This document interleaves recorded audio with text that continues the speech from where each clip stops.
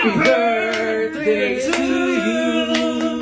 Happy birthday to you. Happy birthday, happy birthday, happy birthday. Put your hands together one more time. Birthday, Nana Lexi. Birthday, Nana Lexi. Happy birthday to you. Happy birthday, Lexi. Happy birthday, Lexi. Happy birthday to you. Ikaw na babae ka, hindi naman tayo magkaano-ano. Kung baka pahit ka ng cake sa mukha ko, hindi naman tayo close.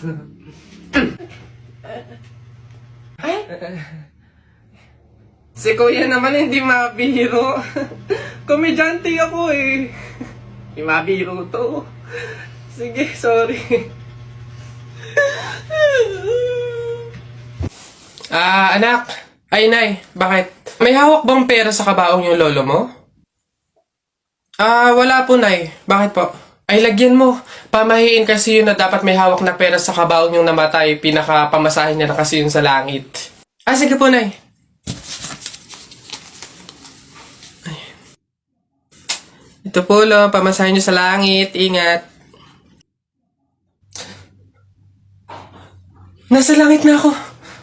Ay, opo, tay. Kasi sinunod po ng pamilya niyo yung pamahiin na dapat may hawak kayong pera sa kabaong para may pamasahe kayo dito sa langit. Ay, ganun ba?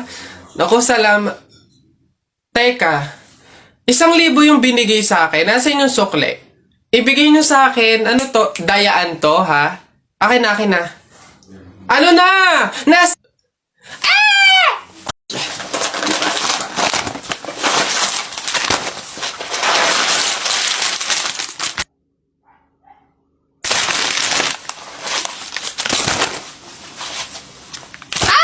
Ikaw yung patay dun sa kabilang kanto, di ba? Huwag mo ako multuhin, ibabalik ko na itong mga to. Nagbaka sakali lang naman ako, hindi naman totoo. Joke lang to eh. Ang OA mo, hindi kita minumulto, hihingi lang ako. Putik nang yung ilang araw na ako nakahiga doon sa kabaong, di man ako pinapakain. Pingin niya ako niyan. Ang kunat na naman nito. May dala ka ba dyan tinapay? Hina mo naman. Nako tita, condolence po. Ba't ka naman nakaganyan, Tutoy? Nakaasol ka pa. Alam mo namang ibig sabihin nun, pag may borol, masaya ka nung namatayan kami. Baka pwede magpalit ka, ha? Balik ka na lang ulit. Ay, ganun po ba? Sige po, pasensya na po, babalik po ako. Okay na po, tita. Ayun nga po, nalulungkot po. Ay, naku naman, Tutoy. Nananadya ka ba? Nagpula ka pa talaga. Alam mo naman ibig sabihin pag nakapula sa burol, may galit ka dun sa namatay. Tuy, respeto naman. Pasensya na pero palta mo yan. Tsaka ka bumalik dito, ha?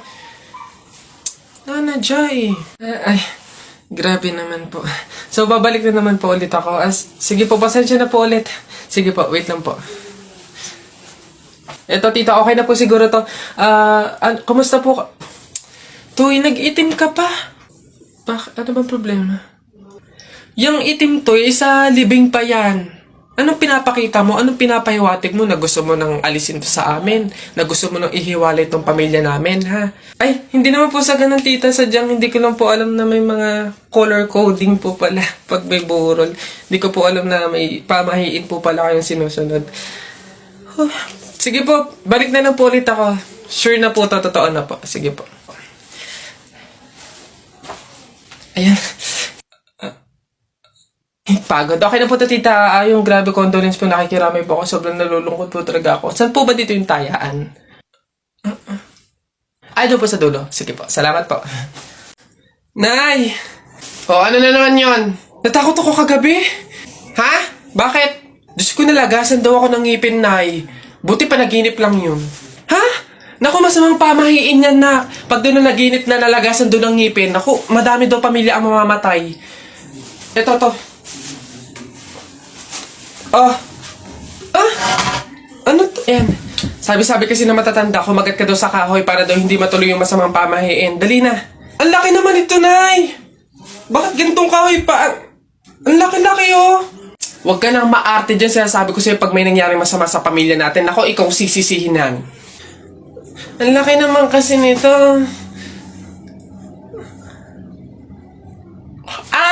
Mabuti nga yung sumunod ka sa pamahiin. Mas mabuti na yung siguradong walang mangyayari. Ay. Oo, Nay.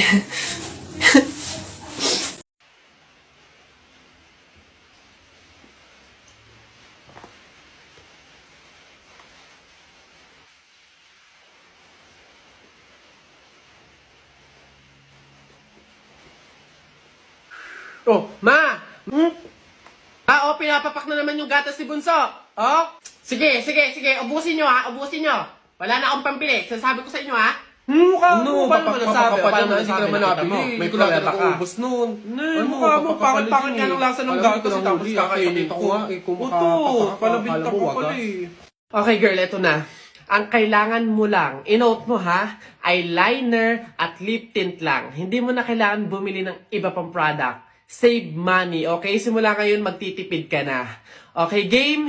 Let's go. Okay, alin ba dito? Yun na lang kaya. Hi! Hi, ma'am! Ganda nyo naman. Ups. Wala akong ibang kailangan kundi eyeliner at lip tint. Hindi nyo na ako mabubudol, girl. Hindi na. Ay, ganun ba, ma'am? Sayang naman yung i-offer kong lipstick. Pang lipstick na nga, blush on, at pang eyeshadow pa, all in one. At limited edition pa na para sa'yo. Sayang naman. Ganun ba? Patingin nga. Ay, ang ganda. Magkano naman to? Ay, ma'am, 599 lang yan. O, di ba? Murang-mura. 599 lipstick lang. Ang mahal naman. Wag na nga. Ma'am, good quality naman kasi. Tsaka nga, limited edition lang yan na alam ko talagang para sa'yo. Bagay na bagay sa'yo. Yung fit na fit sa'yo. Bilhin mo na. Ganun ba? O, sige na, akin na nga. Masubukan. Deserve ko naman siguro to. O, last na to Hi, good day, ma'am. Hi, ma'am. Why did you say? Yeah, gusto ko kuminis ng balat ko. Moisturize. Babe, tapos ka... Oh! Babe, ano yan? Buwa ka ng siya. Akala ko ba dalawang product lang yung bibilhin mo? Ba't parang buong store na yung binili mo? Ito, ano to? Primer? 799? Yung pante mo ang butas, hindi ka makabili ng bago? Hindi, sorry. Kasi nga yung mga sales lady doon. Mga budolera. Milo plus Coke plus ice cream equals... Hindi ko na naman maintindihan. Bakit siya parang suka ng palaka?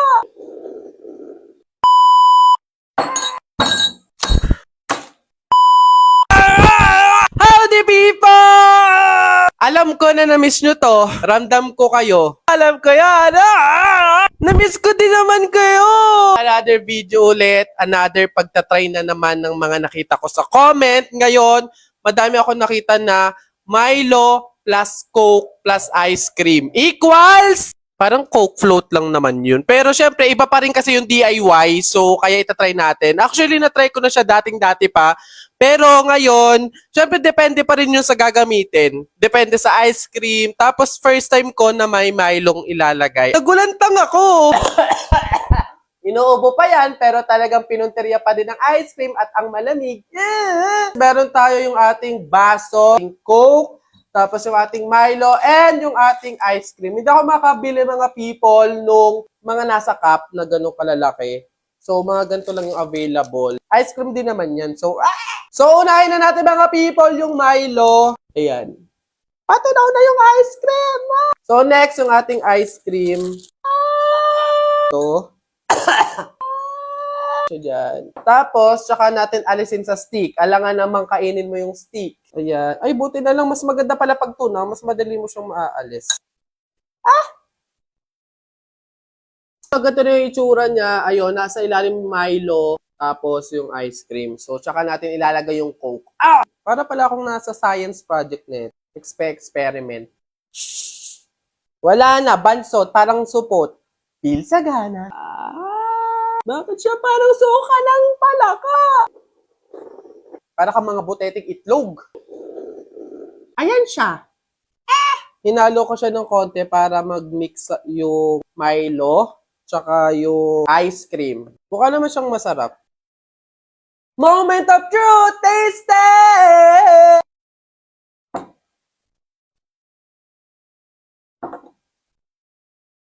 Hindi ko alam yung lasa niya. Hindi ko na naman maintindihan.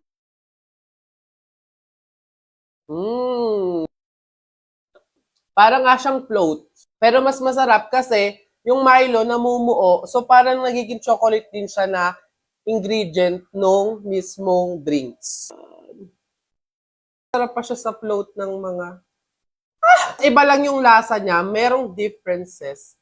May pagkakaiba lang talaga kasi nga meron siyang Milo. Ako marunong talaga mag-taste test. Pero basta try nyo na lang, masarap naman. Sa lahat ng mga na-try ko, na pinatry nyo, mas okay naman to.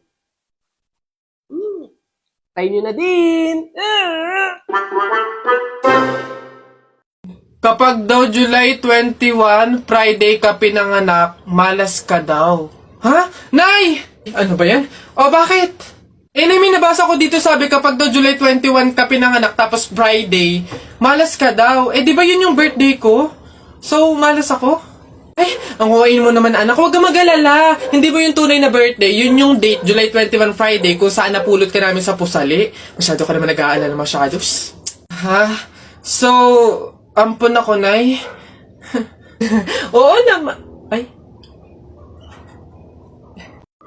Oy, Tutoy! Sabi, oy, Tito! Si Tito! Sus, tuloy ka na ba? Boy, oo. Baka kayo ng chichiks na ha, mag-aral mo ng mabuti. Kabata-bata pa eh. Hindi kayo. Ha? Wag! Bakla ka ata eh.